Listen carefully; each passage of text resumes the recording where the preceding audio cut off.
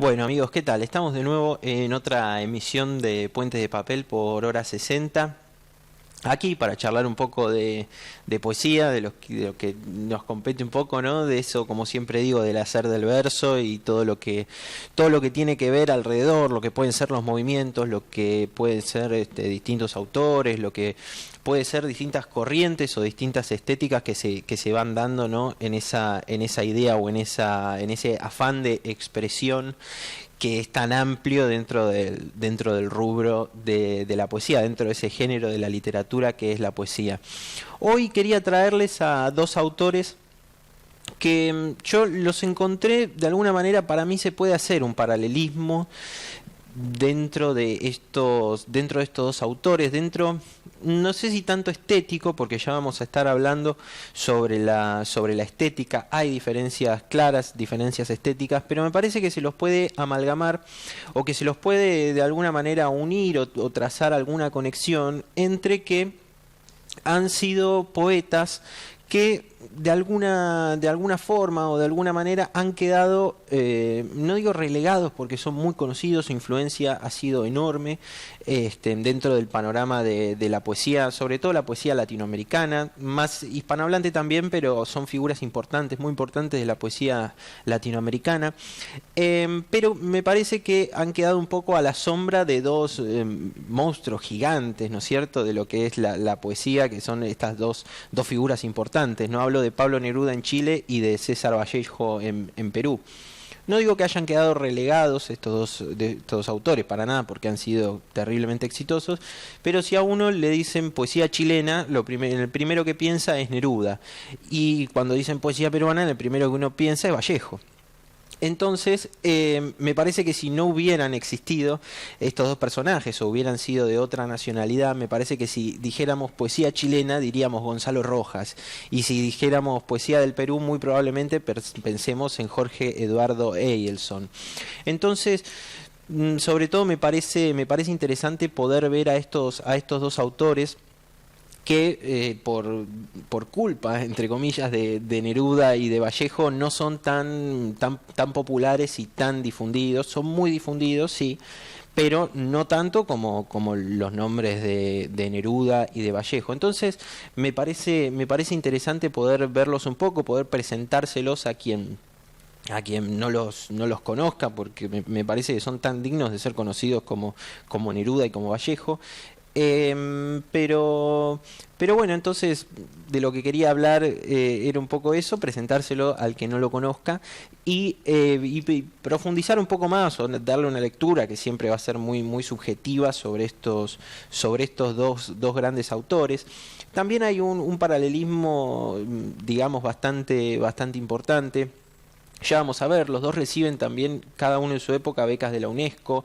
Los dos tienen como esa cosa, esa idea del viaje, ¿no es cierto? El viaje, sobre todo Gonzalo Rojas. Gonzalo Rojas es un personaje que ha viajado mucho, murió, si no me equivoco, nació en el 16 y muere en el 2009. Eyelson es un poquito anterior en su muerte, muere en el 2006 y un poquito posterior, unos más o menos 10 años posterior al nacimiento de Gonzalo Rojas, pero más o menos comparten de alguna manera una época o un momento histórico muy particular también de Latinoamérica. Surgen en los años 40 y en los años 50, me parece que es el periodo de gran actividad, de gran creación que tienen estos dos autores, y además comparten algo también muy curioso. Ambos la crítica los considera o se lo ha dicho que son los continuadores de la vanguardia, de la llamada vanguardia latinoamericana, y como precisamente las vanguardias latinoamericanas reciben esas influencias europeas. Entonces a ellos se les llama como continuadores, ¿no? Porque como vimos en los años 20 y 30 están sobre todo estas nuevas ideas, esta manera de relacionarse con el género, precisamente Vallejo, Neruda. Estos serían de alguna manera los continuadores a lo largo del tiempo. La crítica los ha visto de alguna forma como una reelaboración de la cuestión más lírica de la poesía latinoamericana.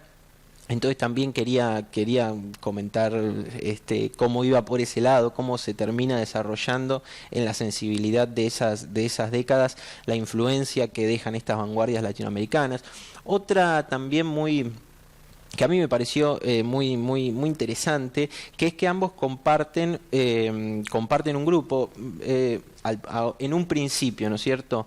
Es un grupo, en un primer momento a Rojas se lo describe como de la llamada generación del 38, de la poesía del 38 en Chile, y también a Eielson, si no me equivoco, es de la generación del 50 del Perú. Y también me parece interesante cómo en esta época donde por lo menos dentro del ambiente literario, dentro del ambiente de la poesía muy específicamente, y dentro del ambiente literario también en general hay como mucho individualismo, ¿no? Como que a veces la idea de grupo, la idea de conformar un colectivo de autores que vayan o que decidan una línea estética, una línea ideológica, a veces estética e ideología a veces se mezclan un poco para bien, ¿no?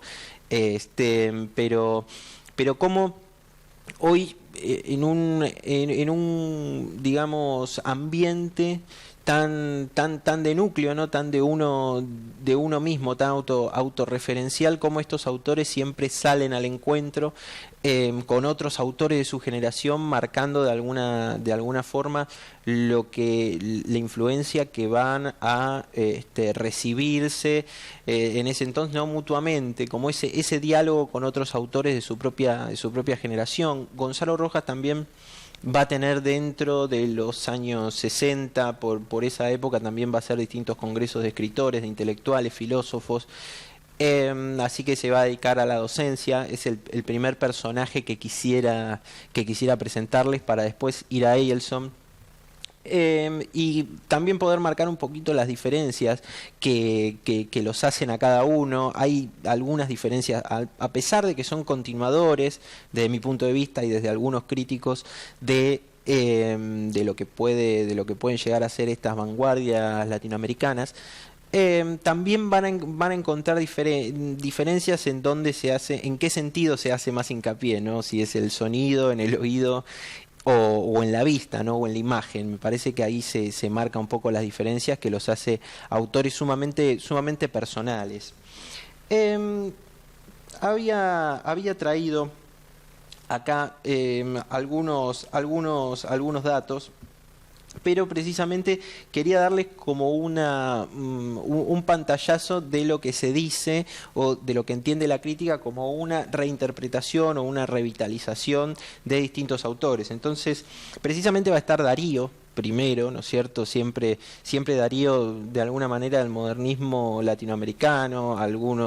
También se habla, ¿no?, del creacionismo latinoamericano como esa única vanguardia, pero especialmente con el modernismo de Darío, que es el que traduce a los simbolistas franceses. Bueno, y va a darle distintos pinceles, distintos colores a todos los autores que van a venir, pero hay esa reinterpretación de Darío, de Lezama Lima, que ya lo vimos, del grupo Orígenes, también se lo identifica, con esa revitalización, ¿no? con esa manera de hacer, como que continúan siguiendo las huellas que deja también Lezama Lima, que es contemporáneo de igual manera a estos autores, no ya Rubén Darío, pero Lezama Lima sí es un contemporáneo, entonces también va a existir un diálogo sumamente interesante entre esos escritores más jóvenes y de alguna manera los consagrados de ese momento. Bueno, Pablo Neruda también lo dije, y también es muy importante Octavio Paz, que ya le dedicaremos algún programa a él, o a estos escritores que también tienen que ver con esa vanguardia en particular.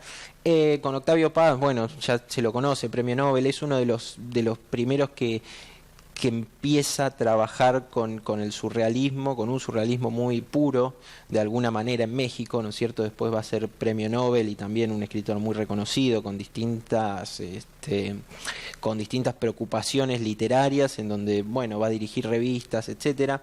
La crítica también los relaciona a estos autores de alguna manera con esto que decía, ¿no? De la reinterpretación o del volver a pensar o de adaptar a la lírica personal y más íntima a estos autores. Las diferencias, bueno, ya las veremos un poquito más adelante a cada uno cuando ya nos metamos en cada autor. Pero primero que nada, antes de pasar a Gonzalo Rojas, para empezar a hablar un poco de él, un poco de lo que es su vida, un poco de lo que son sus preocupaciones, quería dejarlos como hago siempre, con un video con una entrevista de él que se puede encontrar completa en YouTube. Es muy larga. Hay muchos videos de Gonzalo Rojas, eso me sorprendí buscando, porque también hay muchos documentales, hay hasta una conferencia que él hace sobre una cátedra en una universidad que es la cátedra Alfonso Reyes. Él habla de Alfonso Reyes, un poeta también. Pero bueno, este es un fragmentito para ir metiéndonos en tema de una entrevista que se le hace a Gonzalo Rojas, y que habla muy curiosamente, pero no casualmente, de la importancia del silencio en la poesía. Él le da una importancia muy grande a lo que es el silencio, como hacían aquellos grupos, aquel grupo Orígenes que ya estuvimos viendo, que tiene que ver con... Bueno, él en un momento dice que el silencio no puede ser solamente de los místicos, no pueden apropiarse solamente los místicos, sino también el poeta, que es un poco eso, ¿no? Lo que hacían aquellos cubanos que vimos en ese momento, ¿no? De alguna forma es también... Lee un poema antes de dar la respuesta, muy interesante. Y bueno, y que él un poco empieza a hablar de lo que es su concepto estético. Así que quiero que veamos este video para ir metiéndonos en tema y poder ir hablando un poquito más de Gonzalo Rojas. Así que los dejo y volvemos enseguida. Bueno, ya estamos viendo un poquito de Gonzalo Rojas para poder entrar un poco en su mundo. Él en la misma entrevista, no recuerdo si en ese fragmento lo dice o no lo dice. Sé de lo que trata el fragmento, pero no recuerdo si estaba ahí o estaba un poquito más atrás, un poquito más adelante. Cuando habla de la importancia, como habla del silencio, también habla de la importancia del sonido. Él dice, ya en ese momento, esa entrevista es de 1999, por ahí, o sea, ya es un tipo sumamente reconocido. Ya había ganado un premio acá un año antes o 2 años antes, me parece. Ya había ganado un premio acá en la Argentina, le dieron a él un premio durante la década de los 90 en Argentina, pero él en un momento menciona algo que a mí me parece muy interesante, que él se autodefine como un poeta del oído. Dice, soy un poeta del oído, pero últimamente en lo que estoy escribiendo el oído se me ha subido a los ojos, ¿no? Como que de repente ese pase de lo meramente, ¿no es cierto? El pensar la escritura, su escritura de poesía, pensarla desde el sonido, de la musicalidad, que es una de las características principales de la poesía. Como dice, bueno, pero al final ese oído termina en la vista, ¿no? Con esos poemas más visuales. Dice, estoy escribiendo poemas más visuales, ¿no? Pero él, en general, y uno lo lee, ciertamente es un poeta del oído. Traje acá algunas referencias, más que nada para guiarnos un poco. Siempre repito lo mismo, pero está su biografía en internet. Es un autor muy conocido, se ha escrito mucho, así que sobre todo para hacer algún marco o algún contexto, quisiera ir leyéndolo. Él tiene preocupaciones sociales desde bastante joven, también en la época de Chile, en donde él aparece, tanto él como Eielson, como en toda Latinoamérica, se empiezan a dar condiciones de vida que empiezan a perjudicar a la mayoría, no a las grandes mayorías de la población. Entonces es como que él después se termina decantando por una concepción un poco más de izquierda, más preocupada, ¿no es cierto?, por los temas sociales. Tanto es así que en un momento, él apenas muere su madre, se conoce a una chica europea, no me acuerdo bien su nacionalidad, alemana o algo así, y se va a vivir a Atacama. Él ejercía como docente, no sé si primario, secundario, creo alguno de esos, pero sí que ejercía como docente, y se va a vivir a Atacama. Y tanto es así, a tanto llega su compromiso, que él, siendo un intelectual, se va a, si no me equivoco, creo que hasta llega a trabajar en las minas de Chile, educando a los obreros, ¿no es cierto? Enseñándoles a leer, enseñándoles a despertar un poco, ¿no? Despertar un poco ahí entre los obreros las preocupaciones intelectuales.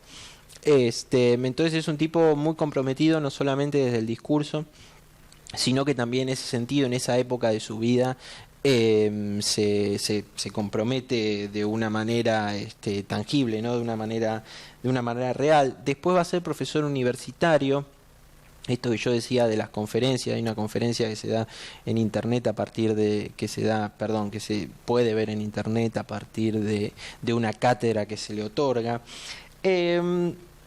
Lo que contaba, también hace mucho por la cultura, dentro ya de los años 60, cuando precisamente se da una movida muy importante dentro de la cultura. Él para ese entonces ya había viajado, si no me equivoco, becado, como dije antes, por la UNESCO, había estado en París, había estado en Roma, en Londres. Después, ya con el gobierno de Allende, empieza a trabajar de diplomático en la República Popular China, ¿no es cierto? A principios de los 70, quiero decir, estar dentro del cuerpo diplomático de una misión como más en el gobierno de Allende, ¿no? En China no es poca cosa. Entonces es un hombre bastante comprometido con esas ideas que él, a partir de ver la realidad, bueno, las va incorporando. Y después, bueno, cuando llega el golpe de Pinochet, después ya volver a Chile se le hace completamente imposible, y entonces después pasa a la Alemania democrática, a la Alemania bajo el control de la Unión Soviética en ese entonces, y también va a ser un catedrático, no me equivoco, de filología española. Va a tener que ver con algo del idioma dentro de la Universidad de Freiburg, alguna de esas universidades muy reconocidas. No, Freiburg no, porque queda al otro lado, pero alguna de esas universidades conocidas de Alemania. Un dato que yo no conocía, me sorprendió. También va a vivir en Estados Unidos, va a vivir en Venezuela, así que va a tener como un cosmopolitismo muy importante. Esa idea, ¿no? del viaje y de residir en distintos lugares, ¿no? También me parece que se va a notar en la textura de su poesía, no tanto en los temas en particular. Es un hombre de alguna manera es muy autobiográfico cuando escribe, sin caer en lo anecdótico y en la banalidad de contar qué fue lo que hizo ayer, etcétera. Pero va a haber una referencia muy propia, muy a su propia vida. Escribe poemas a los hijos, escribe poemas a sus esposas. Tuvo, si no me equivoco, dos o tres esposas, una cosa así. Entonces, bueno, siempre va a haber una referencia a sí mismo, pero en la textura de la palabra me parece que el contacto con estas distintas culturas le va dando un bagaje más importante estéticamente a su poesía. Es un personaje interesantísimo sin duda, para profundizar muchísimo. Hay estudios críticos. Otra cosa, ya vamos a estar leyendo algunos poemas de él, pero hasta hace poco se le publicó este libraco gigante que es toda su obra por íntegra. Y también se puede conseguir acá en Argentina. Vale la pena investigar un poco más. Y bueno, y antes de que nos pongamos a leer algunos de sus poemas del Libro Oscuro, que es su libro más renombrado y como que más suena de alguna manera, lo que más se rescata, lo que más gusta de toda su obra. Quería compartirles este video donde él lee uno de esos poemas.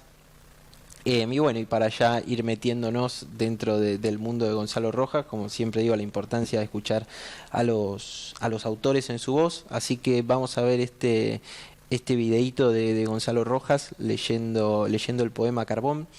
Y después ya volvemos para ver algo de él y empezar a pensar un poco sus versos y empezar a pensarlo, ¿no es cierto?, a él como figura dentro de sus versos. Así que los espero, no se vayan.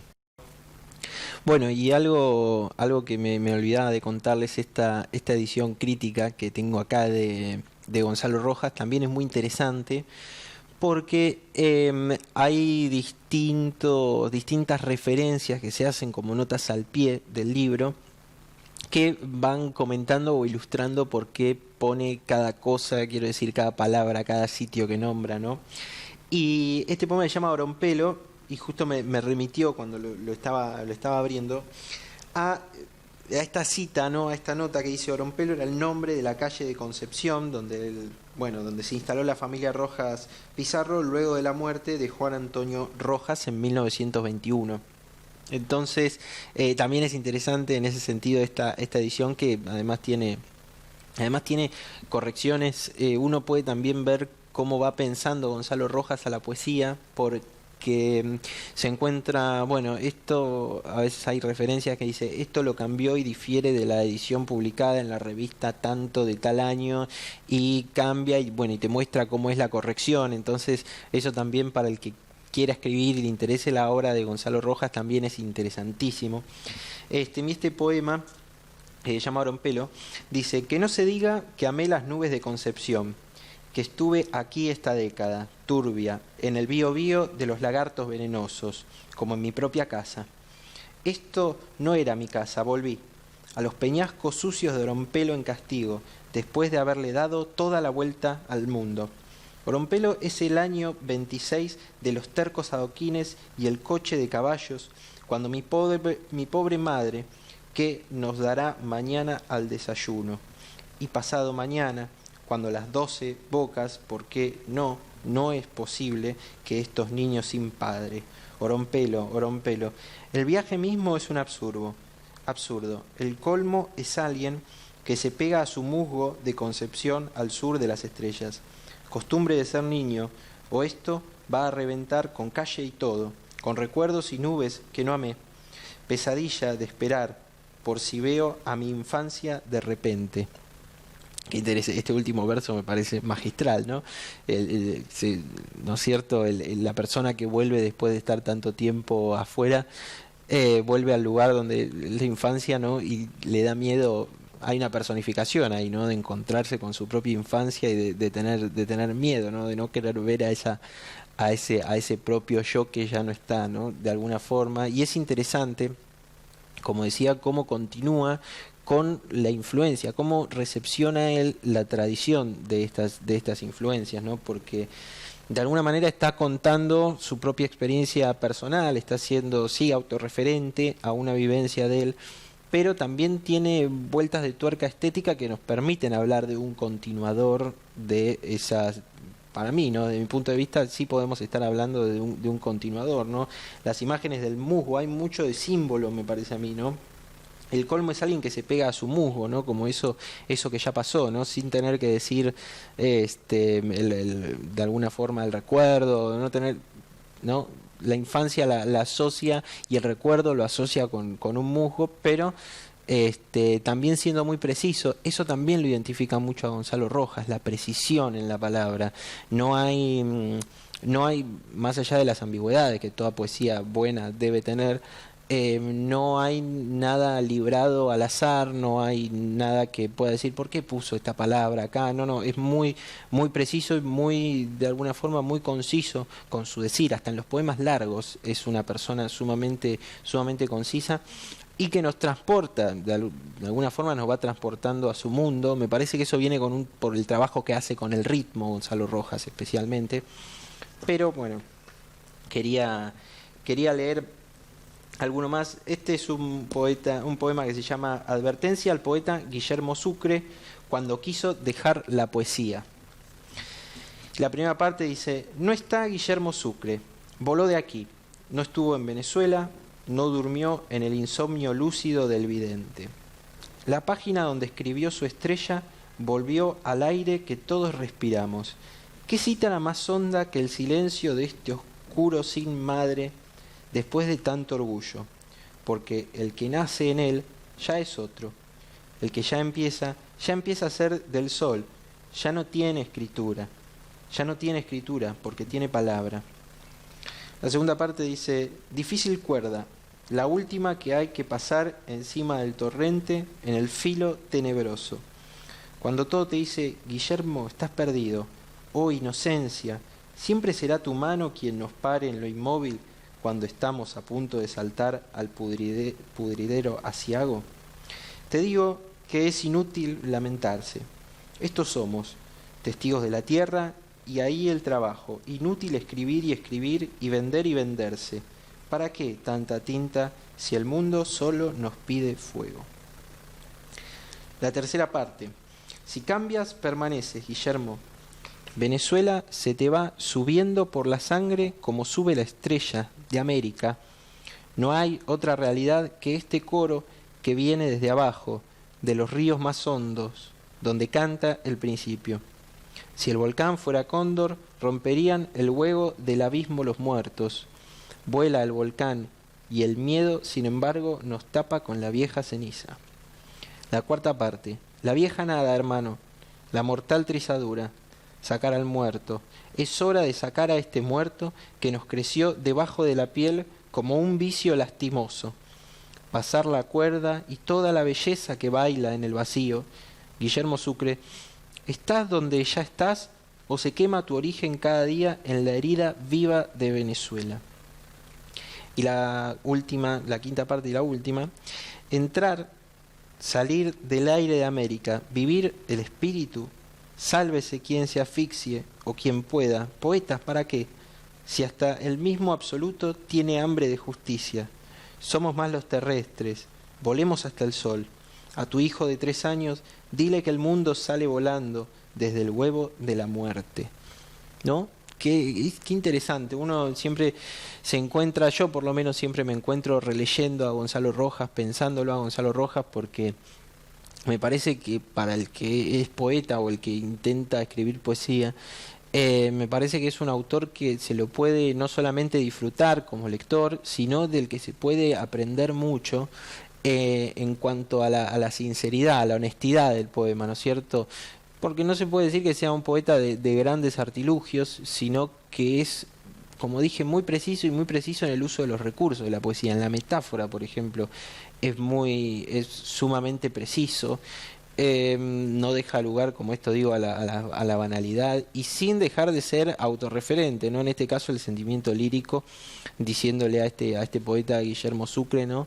Esta advertencia que le dice a Guillermo Sucre sobre este oficio, ¿no? Y habla del oficio y la relación de las preocupaciones que decíamos con el mundo, pero sin dejar de lado el ejercicio estético que supone, ¿no? No es un poeta coloquial, no es un poeta que tenga que ver con esto que digo, ¿no? De contar su vida, que el otro día se compró una cerveza o qué sé yo, que esto es lo que reina un poco hoy dentro de la poesía, ¿no? Sino que es una voz más profunda, más metafórica, más imaginativa. La imagen en Gonzalo Rojas también aparece a través de la metáfora. Esto ya es una diferencia que vamos a marcar con el poeta que viene. Pero bueno, esto hasta acá quería llegar con Gonzalo Rojas, tratando de que se lo, como siempre digo, ¿no? De que uno pueda interiorizarse, pueda ver esto y empezar a pensarlo un poquito. Así que después de este corte seguimos con este señor, con Jorge Eduardo Eyelson, para poder hablar también un poco de él y marcar las similitudes y las diferencias, que también hay grandes diferencias con Gonzalo Rojas, pero que también es un poeta del que se puede aprender mucho a la hora de leerlo y a la hora de estudiarlo. Así que nos vamos a este pequeño cortecito y ya volvemos.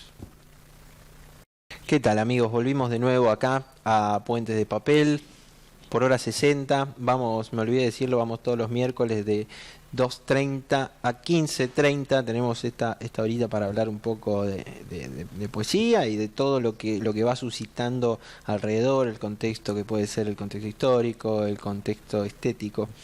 Y bueno, ya estuvimos viendo a Gonzalo Rojas, así que ahora quería pasar a Jorge Eduardo Eyelson.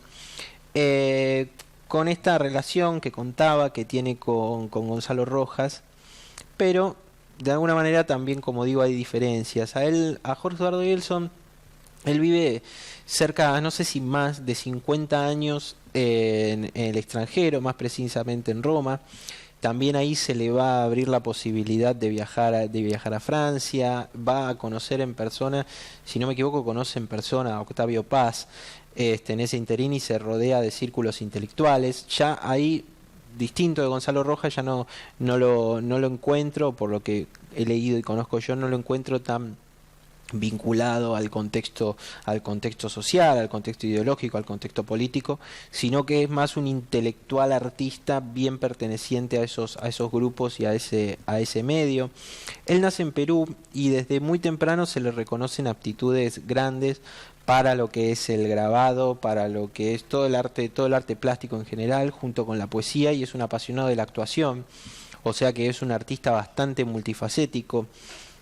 En algún punto hasta diría yo que a veces parece que se lo reconoce más o que se lo destaca más o que se le da más importancia a su obra pictórica, a su obra artística. Él es un artista muy relacionado, bueno, su nombre se lo va a crear o o se va a empezar a difundir o se va a empezar a hacer bastante conocido a partir del mundo del arte en Roma en particularmente, en Milán también, que es la ciudad en donde finalmente va a morir, y va a tener distintas exposiciones en distintas partes del mundo. Va a trabajar dentro de lo que se considera el arte abstracto, que por los años 50 va a tener de alguna forma un apogeo muy importante con el expresionismo abstracto estadounidense. También va a haber como una explosión con Pollock, Rothko y bueno, y toda esa movida. Él se va a dedicar a lo que es un arte más abstracto. También va a tener cuadros. No solamente va a tener esas obras plásticas, que a mí me interesaron mucho. Después ya a lo último los dejaré con un video caserito que también encontré en YouTube, que es un video casero que están filmando, no sé si con un celular o con una cámara, están filmando un poquito una exposición que se hace de él en el Museo de Lima. Así que para conocer un poco más su obra artística plástica, ¿no? De esa manera. Es muy importante en Eielson para tener en cuenta, ya lo vamos a estar leyendo, pero en Eielson es muy importante la idea de lo pictórico, la idea de la imagen, como dije antes, pero también está muy presente la idea de lo pictórico y la imagen relacionada con lo táctil. Hay mucha sensación en la poesía de Eielson. Hay mucha cosa sensitiva, pero desde a partir de la vista, a partir de los relieves que puede llegar a dar con la palabra, o sea, en ese sentido me parece que tanto su obra poética como su obra pictórica no distan mucho, no hay grandes diferencias, sino que son una sola, ¿no? Que para comprender una hay que ver otra y para, ¿no es cierto? Así tiene que haber hay una relación muy estrecha entre ambas.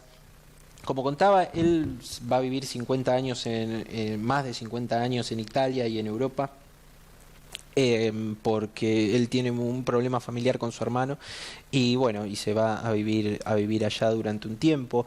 Allá es donde decía yo que va a ser la gran parte de su carrera artística. Va a ser becario del gobierno francés, va a ser becario de la UNESCO.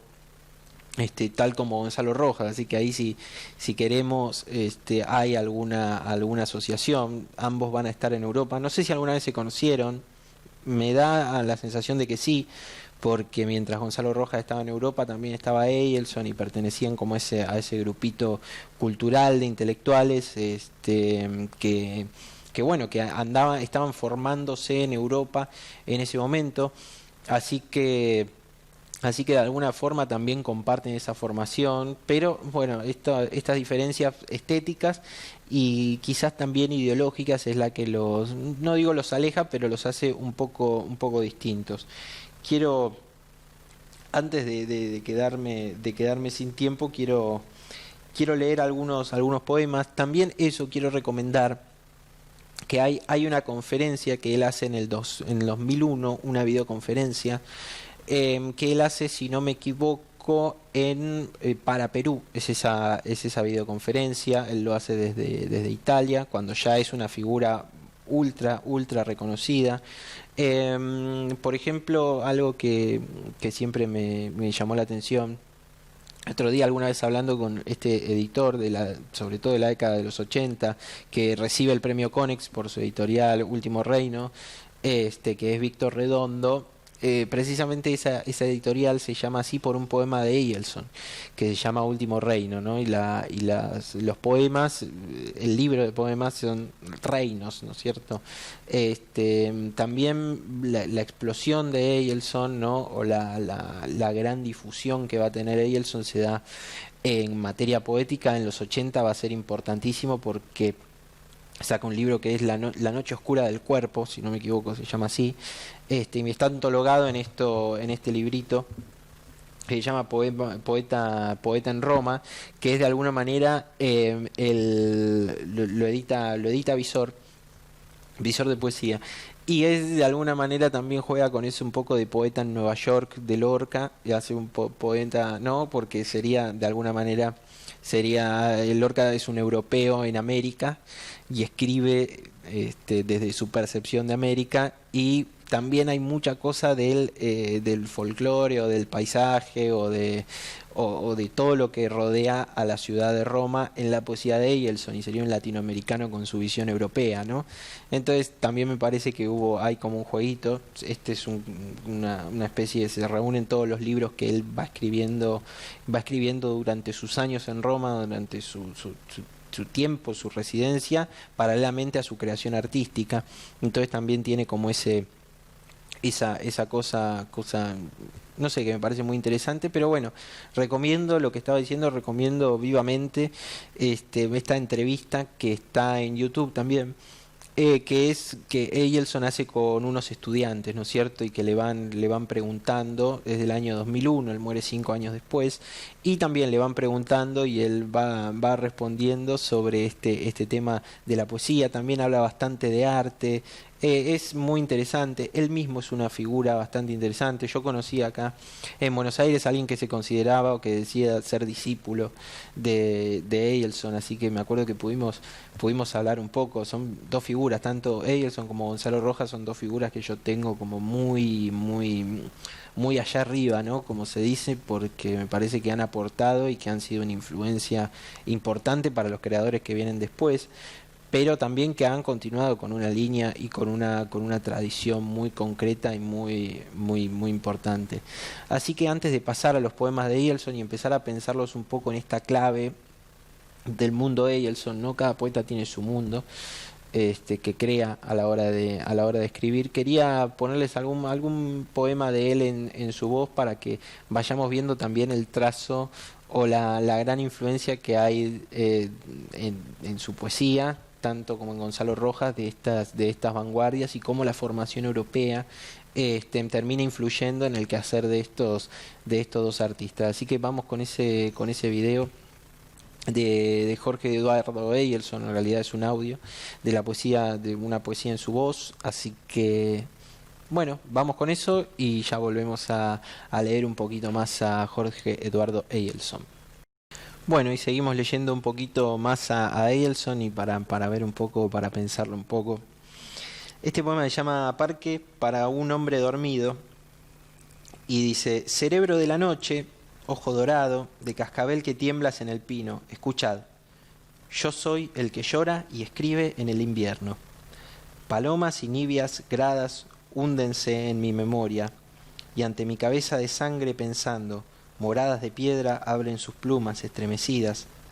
Aún caído entre begonias de hielo, muevo el hacha de la lluvia y blando frutos, y hojas desveladas hiélanse a mi golpe.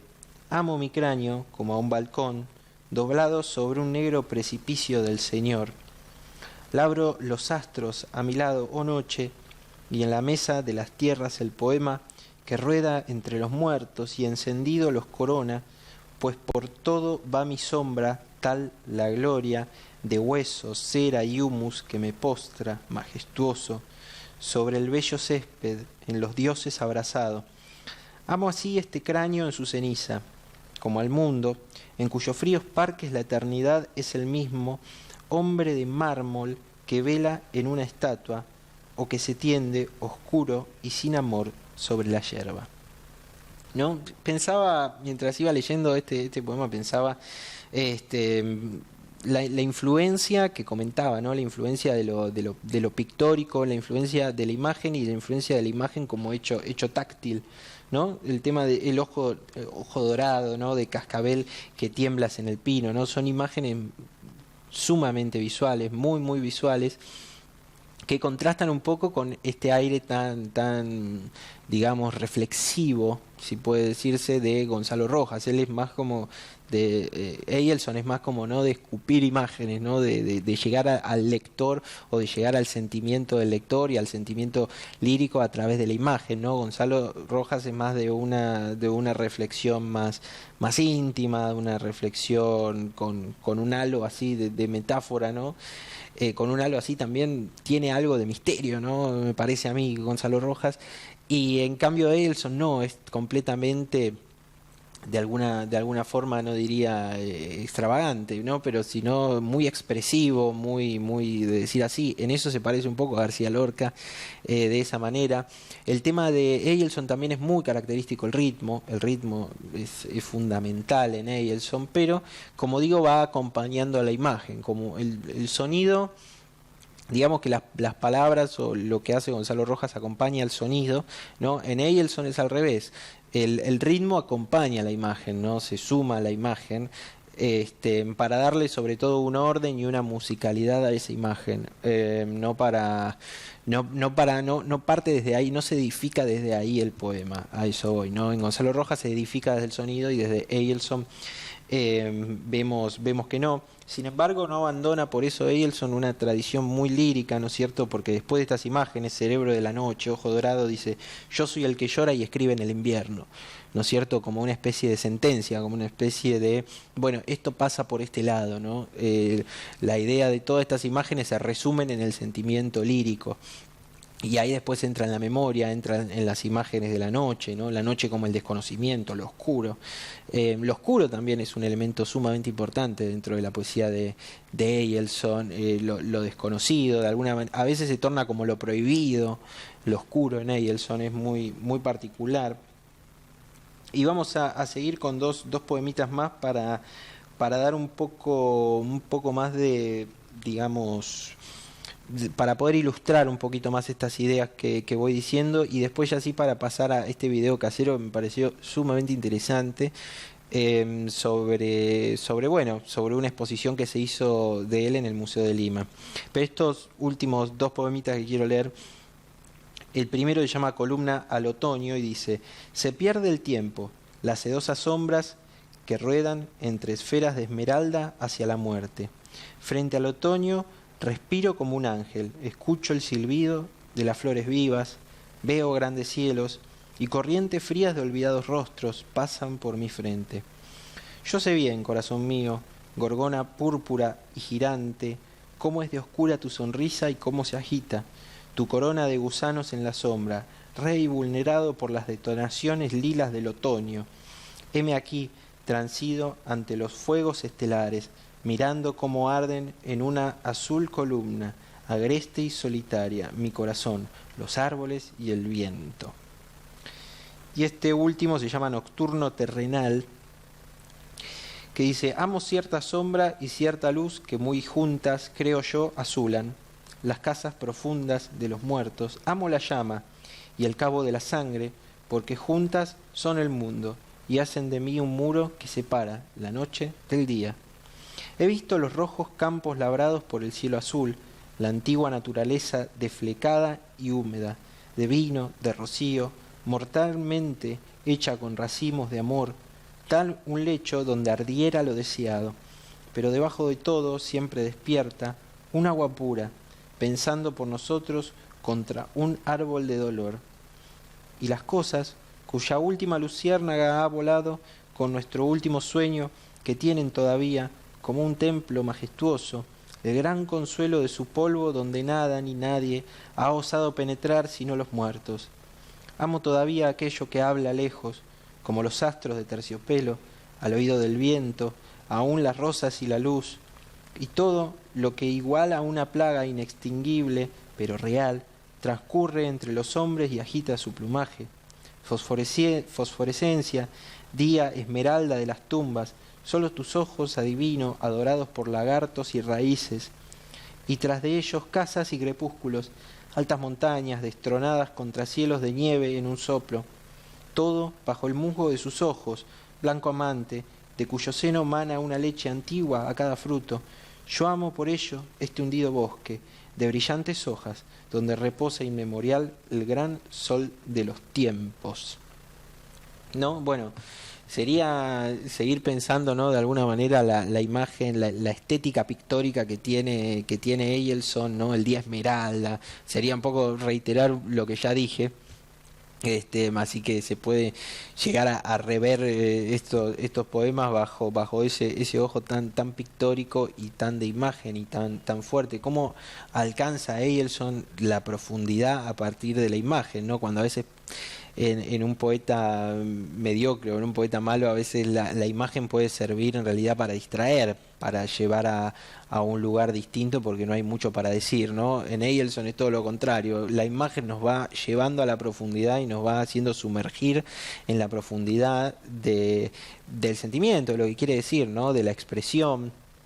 También ahí recurre también a lo que está viendo, ¿no? Eso que hago mucho hincapié en eso, la poesía visual es siempre, el hablante de Eyelson es siempre el que está viendo, el que está parado, el que se encuentra, ¿no es cierto? Y desde ahí mezcla eso que está viendo con las sensaciones internas, ¿no? Y salen este tipo de cositas, también con a veces con ecos internos o con rimas internas. Bueno, es una especie bastante particular, Eyelson en poesía. A mí me parece un genio total, igual que Gonzalo Rojas. Pero ya despidiéndome de este programa que se llama Puentes de Papel, y vamos, como digo siempre, todos los miércoles de 2:30 a 15:30, esa horita que aprovechamos para hablar de poesía. Los quiero dejar y quiero despedirme con este videíto de este video casero donde se recorre un poquito, ¿no?, de una muestra de Eyelson y se van mostrando sus cuadros y se muestra lo que hacen en el Museo de Lima, para que también no solamente hablemos de lo pictórico relacionado con la poesía, ¿no?, sino que después de leer sus poemas podamos ir a su obra pictórica y bueno, y conocer un poco, a ver cómo piensa la poesía este autor. Así que los dejo con eso y nos vemos la semana que viene. Soy Agustín Mazzini, esto fue Puentes de Papel y bueno, los espero la próxima emisión.